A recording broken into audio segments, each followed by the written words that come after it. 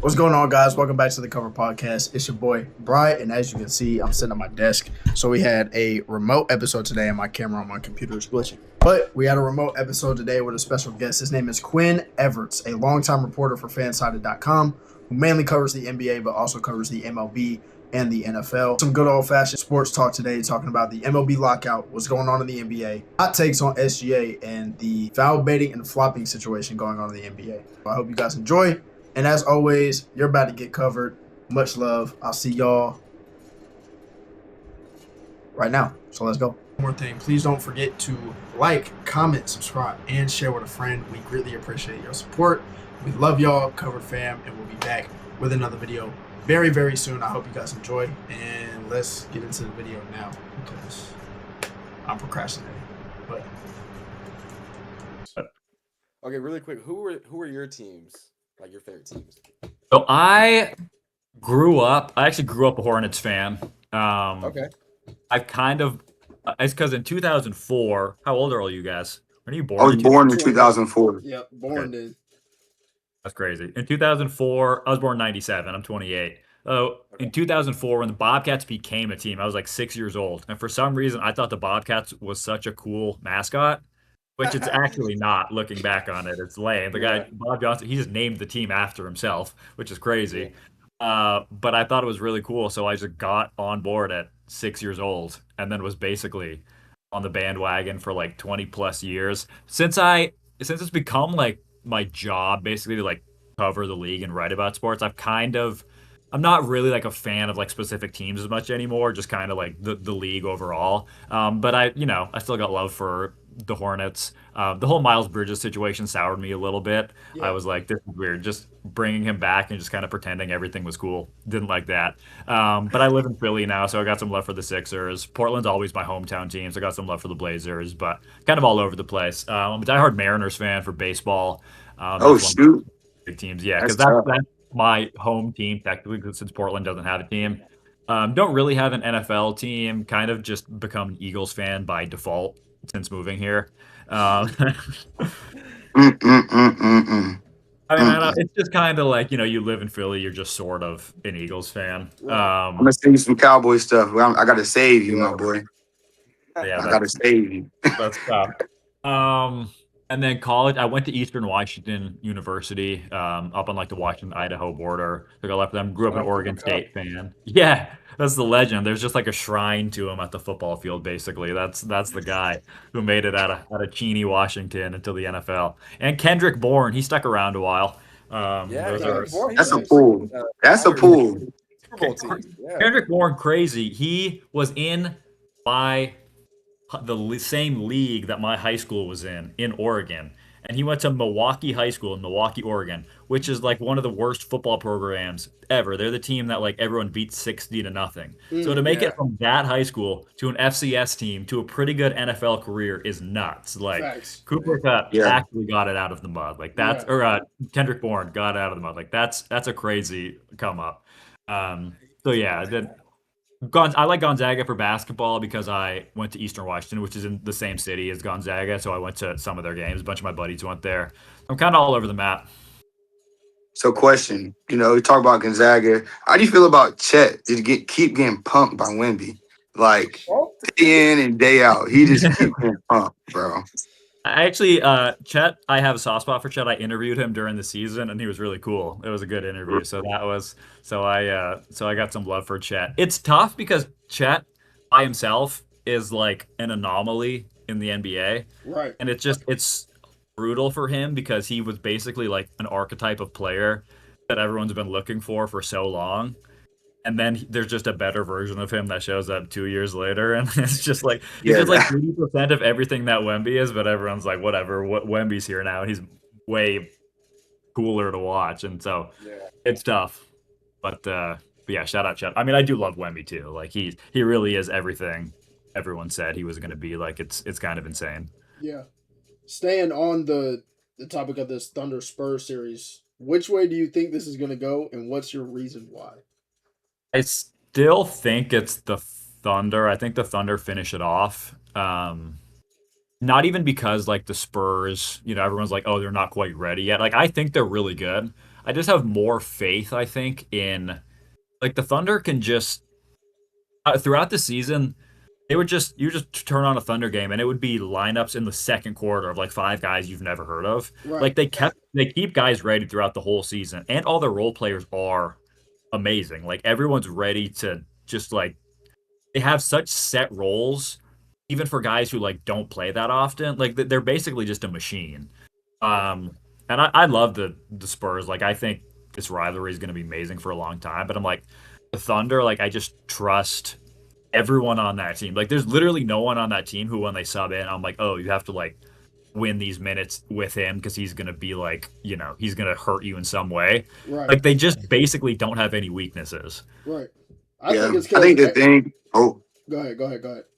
I was gonna say. I think the main thing that nobody's really like. I think they're now giving him credit, but AJ Mitchell, the fact that he was hurt all last year, he averaging 14 points this year. Like you throw him on the Lakers, bro, because they need a guard desperately. Like that's night and day. And That's just what how they have, like four guys: him, Case Wallace, Jason Wallace, and both of those guys, like they could maybe be like a starting point guard. Right. Yes, I believe that AJ Mitchell for sure definitely can. And like you saw last night, he didn't even play. Him and J-Dub didn't even play, and they still Jared McCain. Like they traded Jared McCain for a bag of chips, and I'm like, Lord have mercy. Like, what is Billy doing?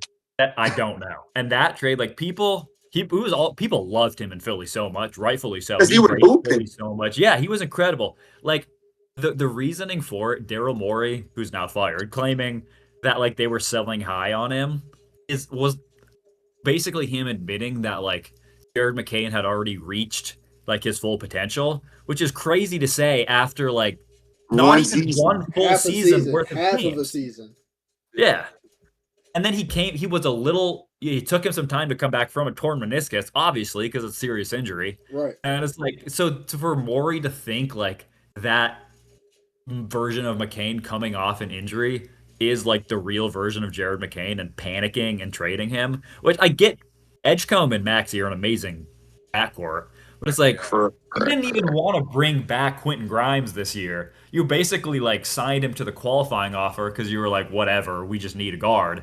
And so he's obviously not going to come back next year. And now you get rid of McCain. It's like now you're going to have to find a backup guard, even though you had two who wanted to be in Philly. Sold one, you didn't want him there, and then traded another. None of it made sense. And I'm happy for McCain. Like everyone in Philly is thrilled for him. And it's like it felt so obvious, but yeah, he never talked bad about y'all. I remember Blake Griffin tried to like dig at Daryl Morey because I mean, rightfully so, and he was just like shout out Philly. Like he still loves y'all. Like he had he said he cried when he got the text and stuff. But yeah, that and like you said, you had two really good guards, and he just let him go.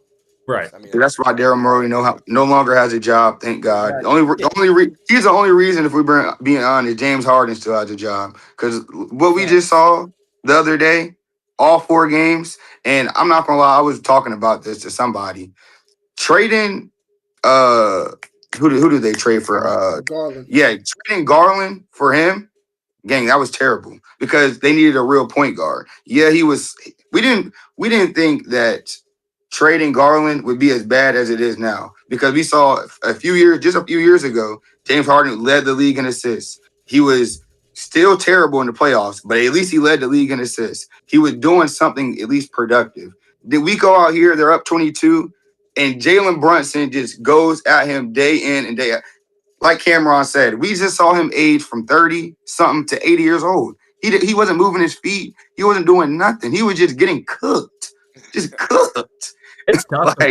The Garland thing was so weird to me because he had been hurt a lot, and I do get like he's kind of injury prone, but it was weird that I've always been a Garland fan. I've always thought he's really good, and then he gets traded to LA, starts playing well, and everyone was finding out who Darius Garland was for the first time. They're like, oh my god, how could you trade this guy? It's like he's always been good. Thank you, Bryson. Exactly. Thank you, Bryson. He's been Darius Garland for the past 5 years. The only reason I didn't think that trade was that bad is because at the time Darius Garland couldn't stay on the court. He also can't play a lick of defense. And it was almost like you're trading for Harden, who at the time was playing like a fully realized version of Darius Garland in LA. Would that production go down in Cleveland because he's playing with another ball dominant volume shooter? I expected it to, as it did, but I feel like you were trading for a veteran version and experienced version of Darius Garland. I don't think that trade was that bad. It just happened to be bad. I will give the Cavs some credit and say, like, Harden was playing really well with the Cavs during the regular season, and even in the first and second round, like, he had his moments. I mean, he always kind of does in the playoffs, and then something weird happens, like, with his brain. Right. I mean, getting swept is brutal, but, like, I think them making the conference finals, they'll be like, all right, well, that was pretty good. I don't think they really had an aspiration of, like, making the finals. Like, I think the Knicks were always the better team, and, like, them breaking through the second round, like, showing Donovan Mitchell, like, hey, you made the conference finals. Like, there's at least something that, like, we can build around here. We'll just add LeBron in the offseason and then run it back for next year. And so do you think that's what I'm thinking that happens? I don't know. I still would be pretty surprised if he leaves Los Angeles. Like, 42-year-old LeBron, like, uprooting again and leaving seems kind of hard to believe. I don't know how much he feels like he needs another ring. And I think, like, the Lakers making some moves, like, they can figure stuff out. They'll give Reeves money, but I think, like, I don't know. I think them, like, making the conference finals next year, which would, like, probably be their ceiling, I think would feel okay. I don't know. It just, for pretty much all of LeBron's tenure, it's felt like he's really liked LA, like he wanted to go there. Maybe it's just because he's been there so long, like, it's hard for me to imagine him going somewhere else. Right. I don't think he goes to a new team. I think if he goes somewhere, it would be Cleveland. But thinking of him going to, like, the Warriors or the Clippers, like, that breaks my brain. Like, I can't even imagine that. My thing with the Lakers, you know, I'm a LeBron fan, but my father's actually a Laker fan. He hates LeBron, but we're not going to touch on that. There's a lot of those people. A lot of Lakers fans don't like LeBron. Yeah, and I don't know why. He literally brought them out of literally hell. I mean, he brought them out of hell. They love Kobe too much. That's what it is. I know, but don't get me started with Kobe because you know how I feel about that. But just seeing how, like, the team that they built, like, they keep saying, you know, we're going to get these guys, we're going to get these guys. Bro, they don't get these guys. Like, you have LeBron James that, you know, he's really the point guard. Luka, and like I say this all the time, Luka only plays, he's just like Carmelo, but he's going to score more. He's going to score more. He's more of a playmaker. Like, Luka would give you 20, 15 in the first quarter. But then when you need him the most or something, he's not going to give it to you. And in the fourth quarter, we know they're searching for him on defense. You know what I mean? And then you bring in Ayton that we believe is at least going to be decent. He's terrible. So he's terrible. DeAndre Ayton's terrible. We know what Austin Reeves does every playoffs. And I don't understand. Everybody was like, Austin Reeves is going to come back. That doesn't matter because every time he's in the playoffs, and we can look this up, we can do the numbers or whatever, he's terrible. He's never been good in the playoffs. So to say, oh, Austin Reeves coming, that doesn't help me, especially against the Thunder. Are we serious? And he's also a liability on defense. So then we move, okay, Rui always shows up. We know Rui going to show up. And you have an old Marcus Smart who's clinging to his last breath in the NBA. His last breath. And you have no bench. Your bench is Jackson Hayes and Jared Vanderbilt. No shooter. Your only shooter is Luke Kennard. He was shooting, I think he shot over 50% from the field this year. Or from three. Crazy for a little bit in the playoffs. Yeah, that's what I'm saying. But you have Luke Kennard as your two, while Austin Reeves is on the floor. That's not acceptable at all. So you keep telling me, you know, they're going to get these players, they're going to help out LeBron.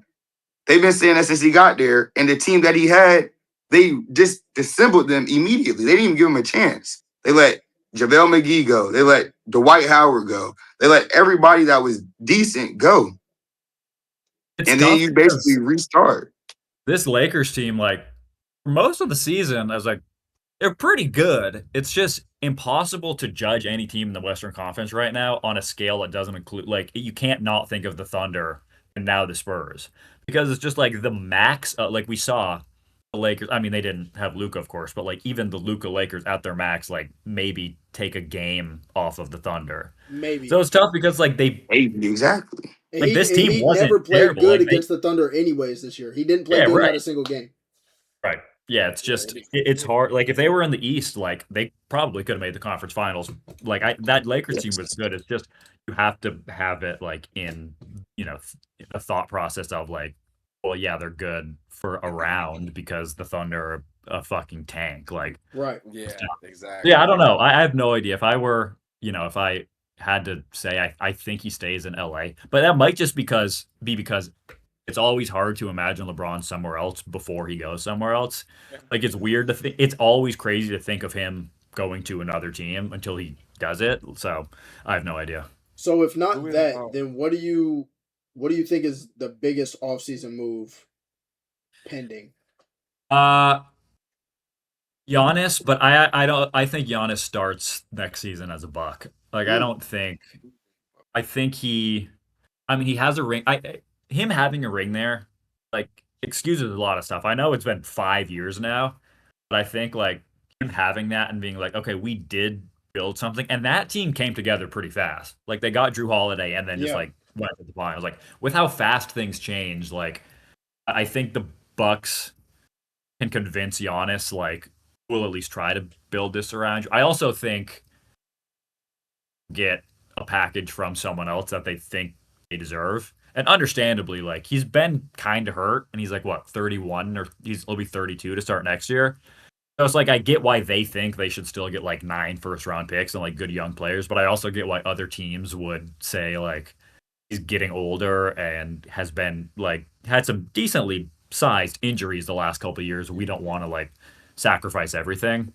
Um, so that too, like I think he starts next year as a Buck. But those things change so fast. The Blazers' new owner wants to make a big move, so maybe they just run back Dame and Giannis, just like older and more injured than they did last time. I don't Right. know.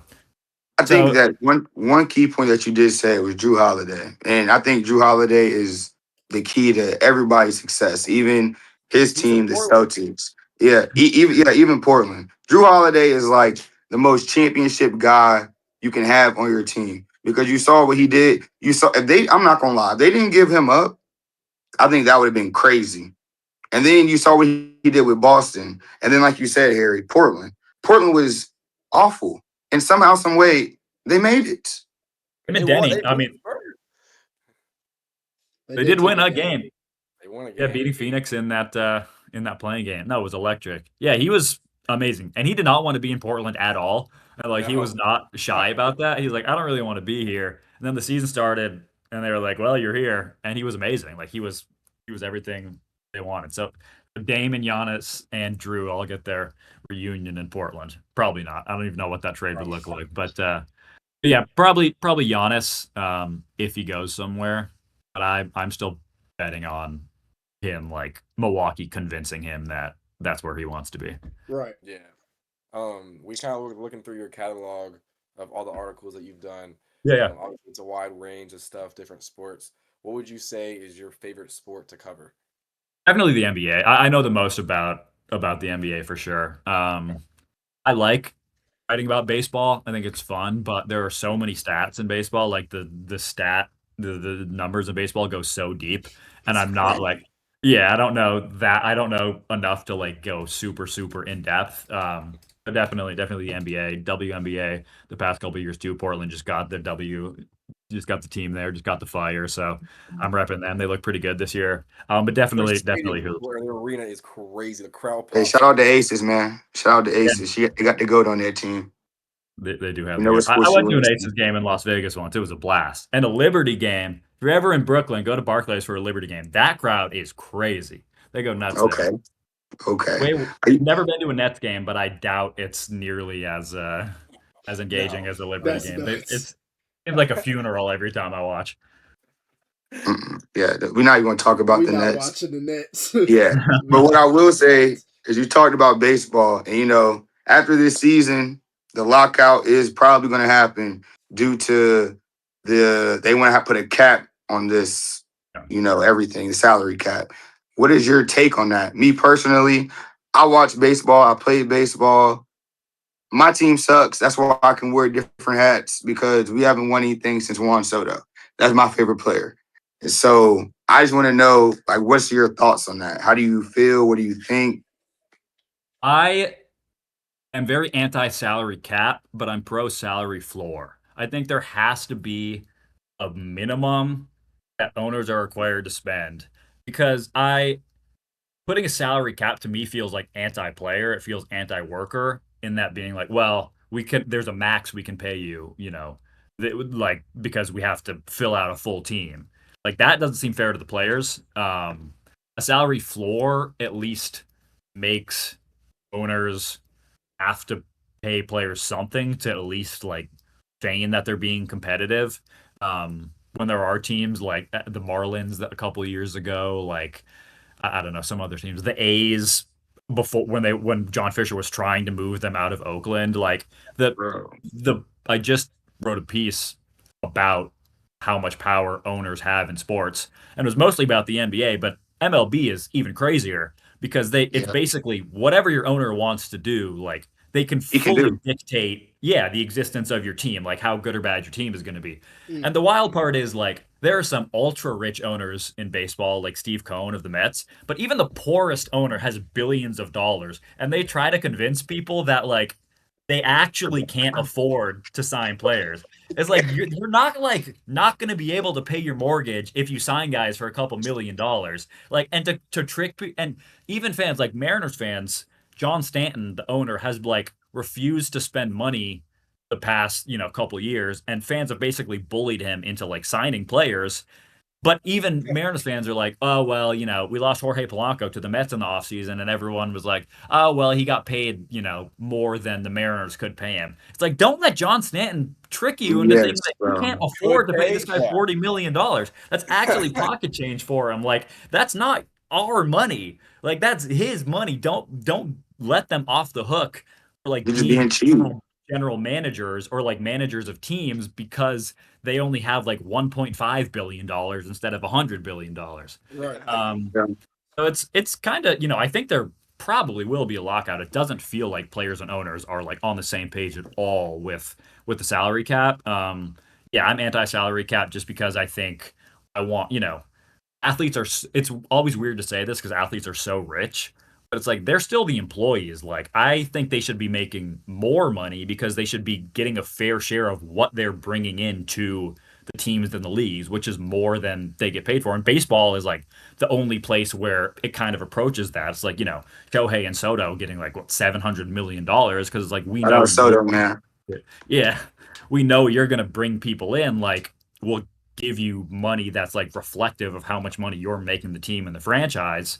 And to put a salary cap on it it's wild because those big contracts are them admitting like we know you do bring in this much money, and then owners wanting a salary cap is them being like you bring in this much money, we just don't want to pay you that much. Right. But yeah, it's wild. I think a lockout's probably coming, but I'm very anti-salary cap. So my thing on the go ahead, Zach. All I want to say was my thing on the lockout is just I just believe that I think the whole salary cap is coming because of how dominant the Dodgers are. Like nobody, if we're being honest, we can say this and that, bro. Ain't nobody beating the Dodgers. Nobody like it's insane. And I was one of the people that stayed up till 3:00 in the morning. Mind you, I had a test the next day. Oh yeah, I'm watching this. I need this. This is cinema. Like the only player. And we can sit here and be honest. I don't know if Bryson here, if y'all saw the game or even the series. No Shohei, no ring. Oh, no. Yeah. No Shohei, no ring, bro. I'm talking about you doing it on the offense and deep. We've never seen that before. We've never seen somebody pitch 6 innings and then come out and give you 2 home runs and then win the game. That's pretty incredible. And then Suzuki, or I can't remember his name. Suzuki, whoever, number 21, I can't say his name. Forgive me. Gang, the man's talking about I'm going to come back and pitch in this inning. The night before, he had just pitched. He had just, like, bro, what? Like, they got real dogs. Yeah. I'm not a Dodgers fan, that's for sure, but I, to be honest, was cheering for them in that series because the Blue Jays had just beaten the Mariners, and I was really, I just wanted to see them lose in a more heartbreaking way than the Mariners did, and that actually did happen when the Dodgers tied it up in the 9th inning of Game 7. I was like, all right. Unfortunately, like that did make me feel a little better, but it's tough because the Dodgers, like, I get why people are upset about it. It is annoying that they just pay for every. Like they just buy every free agent. But again, like the other teams are allowed to do that. And like the other teams, I swear, have like brainwashed their fan bases into being like, oh well, the Dodgers got all these guys just because they have the money to do it. It's like you also have the money to do it. You just trick people into thinking that like your billions aren't enough. Like, so it's tough, and it's wild because I think the owners are going to use the Dodgers as leverage to be like they shouldn't be allowed to do this, and like I think that would be a win for the owners and a loss for the players is if the Dodgers can be used as this like bargaining chip of like, well, we can't do that. It's like, yeah, you can, you just haven't. And of course, players want to go to the great team that's paying them more money than everyone else. Right. Exactly. It's tough. So that being said, with being anti-salary cap, as a fan of the sport, is it more beneficial to have a salary cap when we're talking about enjoyment and having a single team being dominant? Because I get the entire like pro worker thing. Everybody needs to get what they deserve. But in terms of fairness and leveling the field like we have in college football, college basketball, NFL and NBA with NIL and then salary caps on top of that, do you think a salary cap would level the playing field? And is that something that you could understand people wanting for baseball? I do understand it. Like, I get why people want it, but I actually don't think it would level the field because Really? then it turns into, well, like, if I'm getting offered the same amount of money to go to a good team or a bad team, I'm still going to go to the good team. Like, I don't Right. think it necessarily evens things out as much as people think it will. I think a floor could do that if the floor is pretty high and like teams are forced to pay players because then I think the good players would get bigger offers from bad teams who are saying like we have to pay a certain amount, like our roster has to reach a threshold, so we might as well try to get the good players. Right. I think that probably evens the field more than a cap does. But yeah, there's a lot to it, and I like for the NBA and NFL, like the NBA is there's more parity now than there has been in recent years, but it's still like it doesn't. You enter the season pretty much every season knowing there's like 3 or 4 teams that can realistically win the finals, and like most other teams are trying, playing for something that isn't a ring in a given year. I think the Thunder have kind of broken the system just because Sam Presti is like a genius. But a lot of times, like it is the big market teams. Like it's the teams that have resources, whether it's location or history or whatever.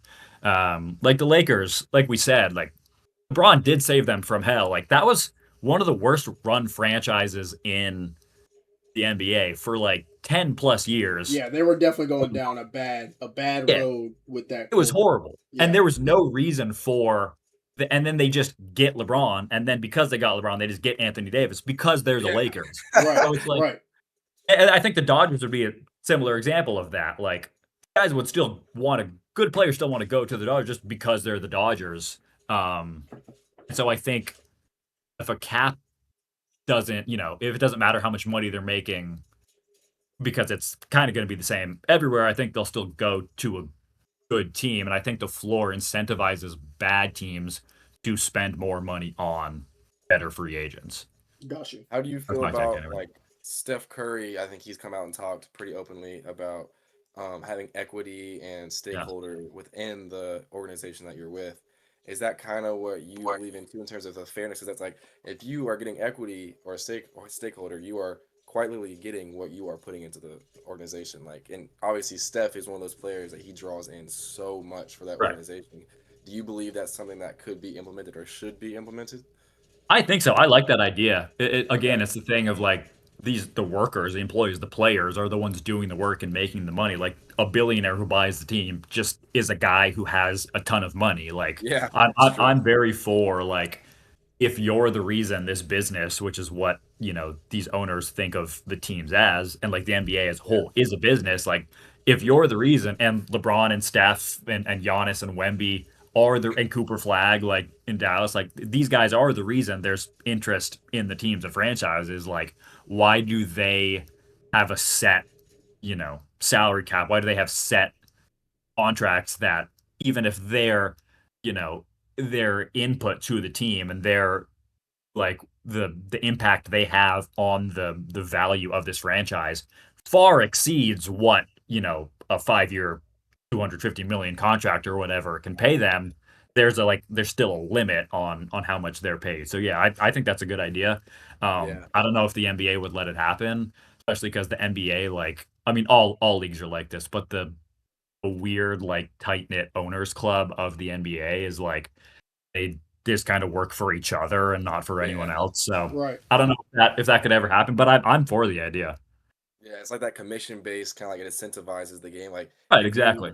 It's like if you want to earn $1 billion, go earn it. We're not going to stop you. But if you do that, that means we're also benefiting because you're generating that revenue and probably winning us games. So yeah, I've never thought about it like that. So you said that, so I like that. Yeah. Can I get on my soapbox about SGA for a second? Go ahead, please, man. Go ahead. Talk about that. Do it. Talk about the most. Talk about that guy that's been on the ground the most in the playoffs.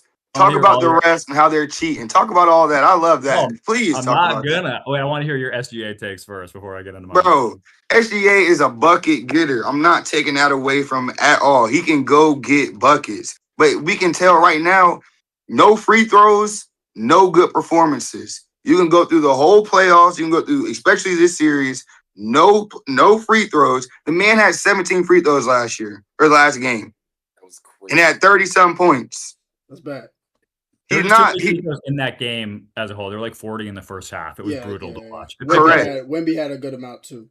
And at the same, he didn't play well either. Hartenstein and Chet outplayed him, and I'll give them their respect for that game. But what I will say is, OKC's whistle is ridiculous. It's so hard to sit and watch a game because Shea will. We all saw the foul with De'Aaron Fox, where he didn't get touched, and it's automatically a foul. We saw last night Tony Brothers right off of Shea's or right off of Chet's foot, going the other way. Mitch is trying to get a review, can't get the review, mind you, the players voted Tony Brothers one of the best referees in the league. Yes, yeah, he's the guy who he never gets talked shit about. This whole series, he's been terrible. Even Scott Foster doing better and that's Scott Foster. Yeah, we hate Scott Foster. We don't like that is disgusting. And then the fact that they just continuously, and I'm not saying, look, I know the Spurs have a whole bunch of turnovers, and I know Wemby needs to stop stepping out there and shoot so many threes. But what I will say is, you're letting OKC be so aggressive on their side, and as soon as it comes to them being Stephon Castle, Vassell, Champagny, as soon as they get a little bit physical, it's automatically a foul. I can't get with that. And I feel like it's not making the league look good at all. Because think about it. If the same officiating continues to go on, and it's the same way in the finals against the Knicks are going to burn down New York City because the refs cheat. They're going to say all day the refs cheated. It down no matter what. Yeah, win or lose, New York City will not be part of the U.S. The same with Philly. Yeah. Look, I agree. But what I'm saying is, it's ridiculous in the way that their whistle is being called. And everybody's saying, well, everybody flops. Their flopping is on a different level. Like we see in the RDC world. What do? Flop. What? We got to stop, bro. I love Shea, and I think that they are going to win the championship. I don't want them to, but I'm realistic. They're probably going to win this championship, but I want them to really win the game. Last year in the playoffs, they weren't getting all these calls.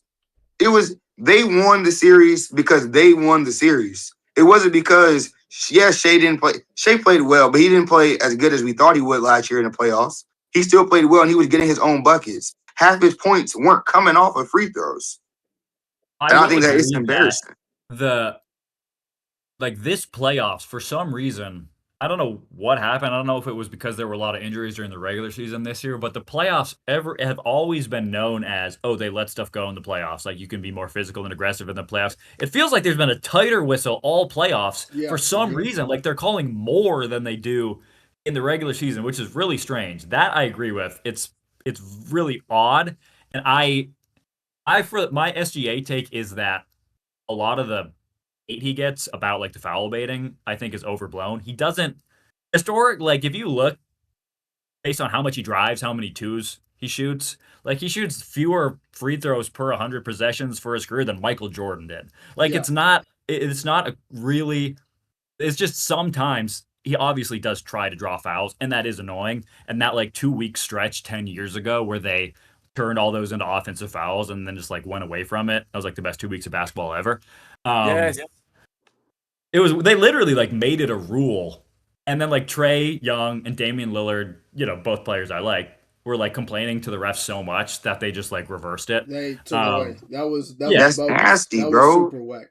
I think my biggest problem with not just the Thunder, I think from last year to this year, it has switched from we're going to give your superstar guy a superstar whistle, and now the team gets the whistle. Because whether we like it or not, every superstar has an enhanced whistle over everybody else, except maybe Stephen Curry. Except Steph Curry. Yeah, Steph Curry gets no calls. I'm not gonna lie. It's actually kind of wild watching Steph play. And I'm not even like a huge that's Steph about fan, the only one that I can think. The shit out of him out there. Right. But I think my problem with SGA, he's an historic scorer. His shot making ability is otherworldly. He can blow past anybody. He can finish a layup over anybody. And that is all great. My problem is when he does the foul baity stuff and all the flopping, it's in such an unnatural manner that it's taking away from the game of basketball. It's not like Dwayne Wade and Kobe Bryant, who people try to compare this guy to, where they jab, pump, you're in the air, okay, I'm leaning in. He does some of that, but most of the time it's, I feel your hand on my hip, so I'm facing this way and the basket's over here. I'm just going to chuck up a shot and fall to the ground. And it's so unnatural. He takes mid-range jumpers as runners, which is a great shot. He is searching for somebody's feet to be under his feet in his landing space. That's terrible for the game of basketball. And I feel like the problem with, the whistle got even tighter in the playoffs is because this guy's about to be the face of the NBA. He just won a back-to-back MVP. He's about to have back-to-back finals MVPs if all things go according to plan, which is what we think. And he's about to be a back-to-back champion. We're looking at SGA as the standard for this NBA. And if that's the way you're going to play, we're going to see it trickle all the way down. Just like how Steph, after he won his second unanimous MVP and his second championship, Trae Young came on the scene. LaMelo Ball came on the scene. Dame took even more threes after that. Cam Thomas came on the scene. Kyrie started taking crazy threes. Like, that became the standard of the NBA. And if this is what becomes the standard of the NBA, we are in big trouble. We're in big trouble. Viewership going down, bro. The only thing I want to say about that, Bryson, I don't believe he'll be the face just because Wemby might not be from here, but Wemby got that old school, that dog. He don't like losing, and he's willing to do whatever it takes not to lose. Now, don't get me wrong. Shea got the accolades. To me, he wasn't my MVP because Nikola Jokic is a center, 27, 11, and 12 as a center. And before his injury, the man was averaging 30 on 55% shooting. That's my MVP, but you get voter fatigue. So, he's getting the Bron treatment right now. He already has three? He already has three of them, right? 3 MVPs. Yeah. Exactly. So they're not going to just hand over the MVP to him. But like you said, that's terrible, bro. It's bad. It's terrible. I can't watch it. And it is like, I genuinely don't think, like, if SGA shot 2 free throws a game, he's still as good. Like, it takes nothing away from. I'm telling you, bro, we all agree that he would still get 32 a night. He would still average 30. That is when I do start to get annoyed. It's like, you're doing this for no reason, and you're good enough at shooting from the spots you are trying to get fouled in that it just shoot it, and it's probably going to go in anyway. Yeah, his shot. And then it's also like I tell them, like, is when the foul occurs. Gang, if I go down the court, we just got to steal. We just hit a 3. We down 5. Shea come down. Foul. The momentum's changing from there on out. Right. The momentum just changed. We just went on a run. He's going to slow it down. And then next thing you know, they get a steal. Jared McCain wide open. Bang. Jalen Williams, 3. Bang. Casey Wallace, corner 3. Alex Caruso gets a steal. We know they can score 10 points in 2 minutes. Right. And the fact that you have to go in here and foul bait, I can't get with that. Yeah. And I just, last year, I was a hater of the Thunder. I realized, look, bro, they're just a good team, and you have to respect it. And I respect it all up until I really started watching and seeing Jalen Williams is falling on the floor, looking crazy, looking at Wemby side eye. Bro, you literally just fell on the ground. Nobody touched you. And it's not Jalen Williams. Who are you? But who are you to be getting those calls? Right. Like, I think what? the biggest problem for me is if this becomes the standard of the NBA. Like when Mike set the standard, it was ISO ball, and Mike changed the game with ISO ball. That brought on Kobe, and that brought on the 2010s of we dominating the mid range. Iverson, Melo, T-Mac, all of them dominating the mid range. Then we moved to the 2010s. Steph Curry pops on the scene, and now we're watching the Boston Celtics and the New York Knicks take 53s in a game. Hey, that's Tatum. That's Tatum's worst. What's it call it? I think that's his worst thing. I think we've peaked with the 3-point explosion. Like I think it starts to come down in the next couple of years. I think we've gone over the mountaintop on that. And I think the Celtics winning the championship, but then not being able to. I mean, of course, Jason Tatum injury was a huge part of it. But then the next 2 years, basically, the year they won it, they had that strategy of betting that they're gonna make enough threes to win the championship and play elite defense. Of course, they were amazing, and it worked. But I think teams are starting to understand that's only sustainable if you're confident enough that you can do that every night. Them losing in the first round this year, and I think. And the Nuggets winning, the year before that? They won 23.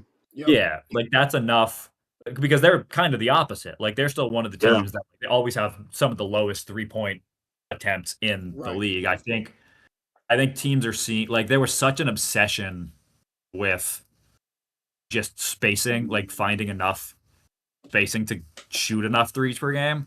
Mm-hmm. I think that's kind of coming back. I think this year, it was last year and this year in the NBA was the same number of threes. It wasn't a huge jump. The last couple of years, it's gone up slower. I think it starts to go down a little bit next year as teams realize not just from a aesthetic point of view, it is more effective to have a diverse shot chart to shoot from different places on the court. So I'm excited for that. But I do get if everyone's we'll just get to the mid range and try to draw fouls every time. I would hate for that because I feel we're starting to see guys that we deem, I call them ethical hoopers, and Shea to me is an unethical type of hooper. But we're seeing guys like Anthony Edwards, who I love to watch because all he does is get buckets, start to get in the mid range and foul bait. Wemby is starting to get in the mid range and foul bait. We had my group of guys that flop all the time are SGA, Luka, and Jokic. Yeah. Now. My guy, Jaylen Brown, was trying to flop and foul bait. Bro, that was ridiculous. No. And then getting on Twitch and saying that the refs were out to get him. Bro. No, we're not about to do this foul bait and stuff. And that's what I'm starting to see. I'm starting to see the superstar guys really try to get after that superstar whistle. And that's not good for the league. And it does feel more than ever before, guys are all they want to do is be mad at the referee. And get to the stripe. And again, I really think it's because the guy at the mountaintop, the guy that just went back-to-back MVPs and will probably be a back-to-back champion and final MVP, is the standard. If you want to know how to win, go watch the guy that just did it twice back-to-back. If he does it, he'll be the first since Steph Curry to win a back-to-back championship. We gonna go look at him, and that's how he wins. Bro, I will go to the YMCA and hoop, and I try to play defense. And yes, I hand check when I play pickup ball because we're not in the league. I hand check, and all I'm getting met with is, bro. Shout out Jameer. Shout out Jameer right now. We can't shout out Jameer right now because the Jameer right now, Bryson. Bro, shout out Jameer and Ray. It turned into everybody wanted to be Steph Curry at the park, so now everybody want to foul bait and. Bro, you got to give me more space because you fouling me, bro. You fouling me. Bro, get that out of my face, bro. That's bad basketball. It's not good for hoops at all. It's not good. That's why the OGs talk so crazy about our version of basketball because they see people down there they saw Michael Jordan getting robbed. They saw all these players go down the lane. The bad boy Pistons, you came down there, we knocking your head off. Simple. We knocking your head off. And they want to say LeBron didn't go through that. So what was he going through in 03 all the way to the 2010s? Having to play Ben Wallace, having to play the San Antonio Spurs, having to play teams like that. That's what just defeats their whole argument. But they won't talk about that. They'll bring up when he started flopping. Okay, I give you that. He was flopping. But it wasn't to the level it is. Nah, it's definitely not this. It wasn't to the level of this at all. That's all I gotta say about it. It's just. I think you were talking about Ant earlier. Ant's one of my favorite players also. Talking about faces of the league. I think people wanted him to be the face of the league. It's just hard because he's not winning. He's not winning. Yeah. But he might be a bad person. Yeah. Yeah.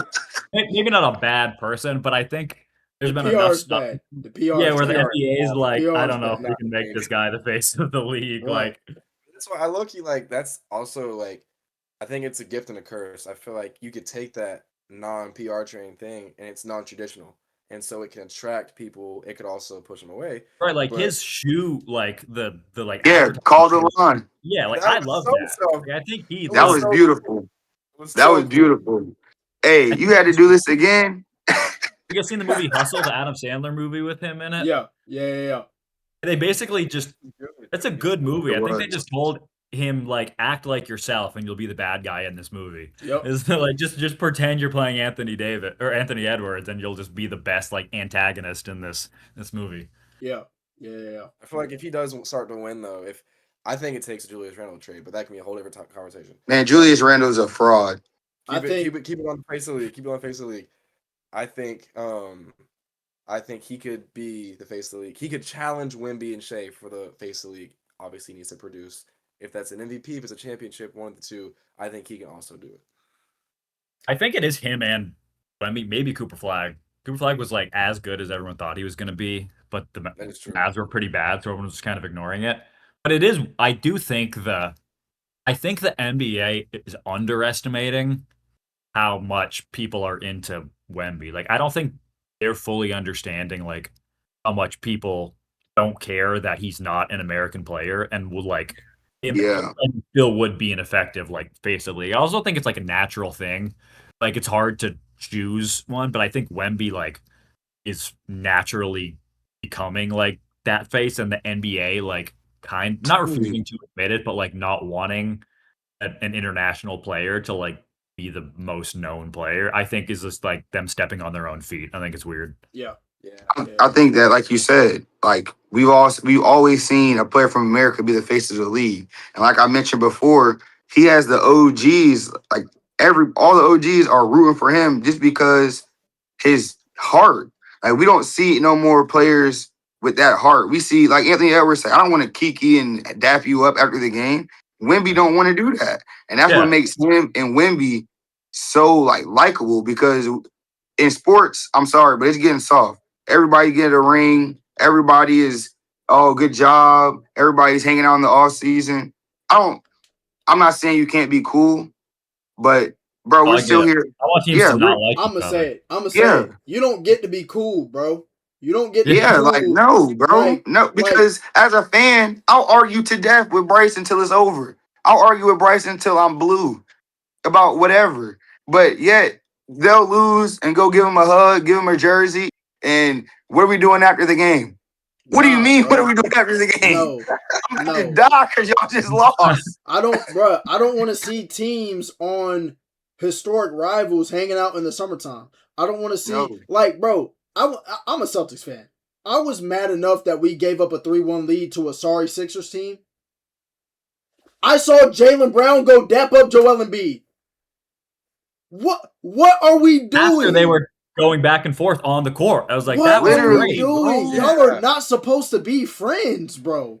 Like, Isaiah Thomas literally walked off the court when Michael Jordan. He didn't even shake the man's hand, and that's the whole reason he didn't make the dream team. And now we see, it was a good game, bro.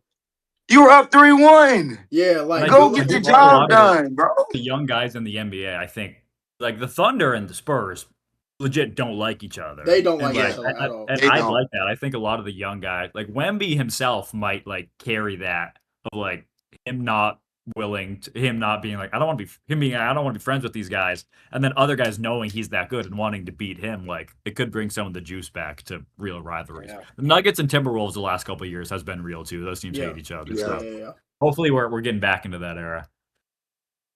So yeah, I it's hope like so, we bro. need that Cavaliers Warriors type of thing again. That was Yeah. Facts. I mean, I don't think we need maybe the repetitiveness, like 4 straight finals. Like you need a little bit of parity, but I mean, like, and we were talking about, I don't remember any of Steph and Bron did not like each other. No. No, They were sick of each other. Nobody on that team USA were thing, like they became friends again, but it's like that's long enough after this like NBA rivalry ended that everyone was fine with it. Yeah. No.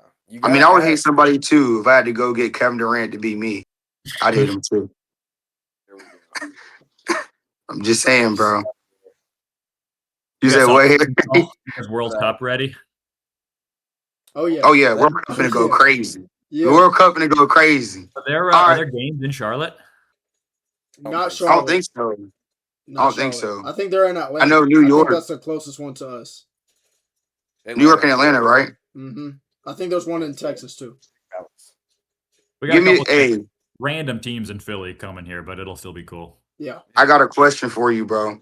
I got a question for you. Who's the greatest soccer player ever? This is your opinion. This is just opinion based. Who is your favorite soccer player ever? So I don't know necessarily enough about like international soccer to know this, but just longevity and accomplishments, like it feels like it has to be Messi. I think it's got to be Messi. Hey Bryson. There's some context to the situation that he's. Hey Bryson. Hey Bryson. So my favorite soccer player of all time is Neymar. Oh, I told him that I didn't even know to that. me, Cristiano Ronaldo was the greatest goal scorer of all time. Now, who's the GOAT? We know who the GOAT is. It's the man that just won the World Cup. It's Messi. So, Zay, I don't know why you trying to throw me up under the bus. But Hey. We talked about soccer, period. You said goal. You said scoring a goal. I said no. Give me Messi. All around, give me Messi. Hey, and I'm not even a Messi fan. Y'all know I like Lamine Yamal. That's my guy.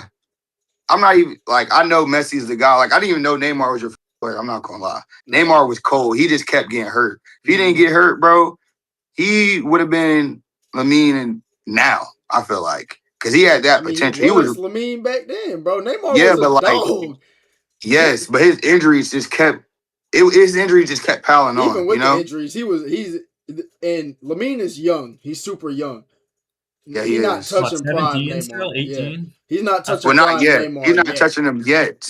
Yeah, but he's close. Nah, I don't even think it's close, bro. Like watching Neymar was like, bro, go back and watch it, brother. No, I'm telling you, like Neymar used to make guys look silly, like on the soccer field, and it was bad, bro. It was really bad. Sure. I don't feel like Lamine makes people look. He makes people look dumb, but bro, Neymar was like Kyrie with a soccer ball, bro. Like it was. What am I watching? Like I don't know what I'm watching right now. That's how it was. He just couldn't get the job done in Brazil to have a World Cup. Well, we can also talk about his Premier League. We can talk about that too. And his Champions League. We can talk about that. I mean, if you want to, because you seen what happened. You seen who won the Premier League. You seen who won. You seen who brought home the cup. That's where we get to injuries getting away when we talk about team accomplishments. So, gang, name somebody on his team right now. They had to play Real Madrid who had Vinny and Mbappe. Oh no, Real Madrid is a whole nother. Like they're franchise. Because they have all the pieces. They have all the pieces. And still can't win. Like, that doesn't make sense. If I'm not mistaken, they still have Rodrigo on the other side of Vinny, and they have Jude in the middle. So it's like... Dang, they have a God squad and can't win. And they got a keeper that's super, super like that, too. So I don't know what their deal is. They gotta get that ship right. But... Hey, talk to God. That's it. That's about all they can say. Now they done bought the the whole world team. So literally, like, what else do you want them? What else can I do if I'm buying everybody? And I believe I'm not gonna lie. I want to say this. This is the last thing I want to say. The way that in soccer you got to buy a player out should be the same way the NCAA has when it comes to NIL. That is how you make it work. The same way, if I don't want Mbappe, all right, well, you got to pay me this much money for him, and then you got to pay his salary. That's how NIL should work in the transfer portal. It shouldn't be you just get to leave. Nah. Once you sign this contract, you want my player? All right, well, I need $50 million. And on top of that, you got to pay him whatever he has to pay. That's what's going to make the NCAA transfer portal with everything. That's going to be amazing. If you ask me. That's just if you ask me. All I know is the guys who have played in the G League can't go back to college and sign. We gotta cut that out. LSU. That can't be. That there's no way that's right. Like, there's no way. It's like child, no way. 6-year-olds. It's crazy. I obviously, like, I think everyone was pro, like, players getting paid, like college athletes getting paid. Everyone knew that had to happen. It was crazy that it went so long without them getting paid. But now, guys leaving college, playing somewhere else, and still being able to sign with teams feels like it's insane. That RJ kid had a two-way deal. He played for 2 NBA teams. Yeah, literally, and he came back. How? Like, it's crazy. And then, like, the fact that it's his whole roster too. Like, we can obviously it's not just LSU; it's multiple teams. Yeah. But the fact that LSU in specific has like going out of their way to get guys. Yeah, it's like it's the entire roster. Like, that's insane. I mean, I'm biased. I hate them, but that's fair. That's crazy. It is crazy. But hey, we don't want to take up too much of your time. We really do appreciate you getting on this call. Obviously, sorry for the technical difficulties, but we really. Oh no, you're fine. And obviously, we'll thank Miss Nicolette for setting this up and everything. I appreciate you guys having me on. Like, seriously, it was awesome. Bro, yeah, that was fun. I'm down to yap it up anytime. But oh yeah, we can do it again. That was fun. Yeah, we definitely can do it again. That was fun. Yeah, we can do it again. As you can see, we can elaborate on so many topics. So yeah, like that was a good conversation. So I appreciate you guys having me on. Yeah, appreciate you. Quinn, though, man. I'm a communication major, man. I need some. Oh yeah. Something, yeah. This is what I want to do for my job. So give me some tips. Sports media, sports writing. My thing I do it all. It's not like I've got it all figured out. Definitely not that. But the biggest thing, like when are you still in college? Yeah, I got one more year left. Right now, I'm a reporter for IBX, so I cover all the ECU football, basketball, baseball, women's basketball. I'm just looking for opportunity. That's all I need, and I'm gonna run with it. I love it. No, yeah, my like any like advice I like give is always like get good at whatever it is you want to do, like the art of it, basically, like get good at whatever it is, and then just don't think of everything as an opportunity. Like think of if you write something and 4 people read it, you put a podcast out to you think it's great, and then like it doesn't get the response you want, like you like getting closer to perfecting the craft like is still a win. Like the how something's received, I think of as like the least important thing if there was like progress during the making of the thing, during like whatever the perfecting of the craft. And so I think just being thoughtful about like the way you're going about learning how to do something is like the most important thing. I think that's the advice I'd give like my college self. That's right. I appreciate that. We're gonna chop it off here too. I bet that sounds good. I appreciate you guys. I'll talk to you soon. Thanks for chatting. Yes, sir. Of course. We appreciate you for being on, man. You guys. All right. That was fire.